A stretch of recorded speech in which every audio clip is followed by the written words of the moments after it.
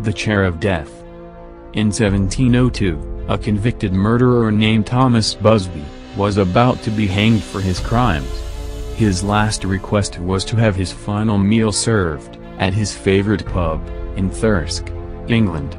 He finished his meal, stood up, and said, "May sudden death come to anyone who dares sit in my chair." The chair remained in the pub for centuries, and patrons would often dare one another to sit in the cursed seat. 4 people reportedly died shortly after sitting in this 200-year-old chair of death. Now it's in Philadelphia.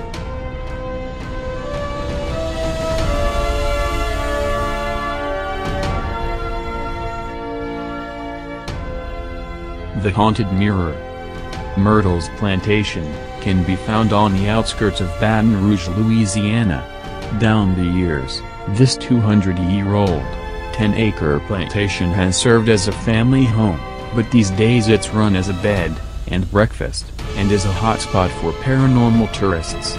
Every night at 3 a.m. a total of 15 ghosts come out to play. 4 of these ghosts come from one tragic tale, that of the Woodruff family, and a young slave named Chloe.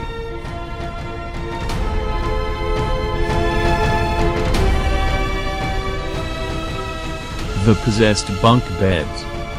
The case of the haunted bunk beds was so famous.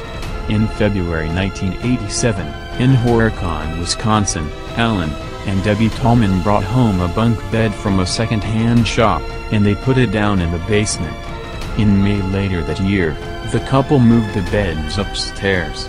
And 9 months of hell ensued, and not just a bag back from shoddy bed building.